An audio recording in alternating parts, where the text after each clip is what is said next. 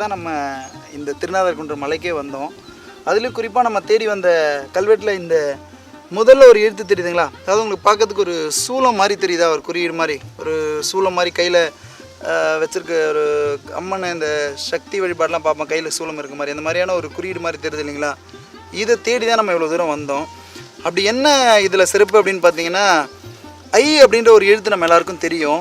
அந்த ஐன்னு சொல்லக்கூடிய அந்த எழுத்து தமிழ்நாட்டிலேயே முதலாக எங்கே கிடைக்குது அப்படின்னா, இந்த செஞ்சிக்கு பக்கத்தில் இருக்கக்கூடிய திருநாதர்குன்றில் இந்த கல்வெட்டில் தான் முதலாக ஐ என்ற எழுத்து கிடைக்குது. இதுக்கு முன்னாடி எந்த கல்வெட்டிலுமே நமக்கு ஐ அப்படின்ற எழுத்து கிடைக்க பெறவில்லை. அதனால் ரொம்ப முக்கியமான ஒரு கல்வெட்டும் கூட இது. இந்த கல்வெட்டு சொல்லக்கூடிய செய்தி என்ன அப்படின்னு பார்த்தீங்கன்னா, நான் அப்படியே இப்போ வாசித்து காமிக்கிறேன் பாருங்கள். ஐ இம் ப இத் தேழன 57. இந்த கல்வெட்டு என்ன எழுத்து அப்படின்னா தமிழ் எழுத்து தான், தமிழ் கல்வெட்டு தான் இது. தமிழிலிருந்து கொஞ்சம் லேசாக வளர்ச்சி பெறக்கூடிய காலகட்டம் இது. என்னன்னு சொல்லுவோம்னா வட்டு எழுத்து அப்படின்னு சொல்லுவோம். கொஞ்சம் லேசான வளர்ச்சி இருக்கும். இந்த கல்வெட்டினுடைய காலம் ஒரு 4-5 நூற்றாண்டு வரைக்கும் கொண்டு போகலாம். கிட்டத்தட்ட இன்றையிலிருந்து ஒரு 1500 ஆண்டுகளுக்கு முற்பட்ட எழுத்து தான் நம்ம உட்காந்து படிக்கிறோம் இந்த இடத்துல.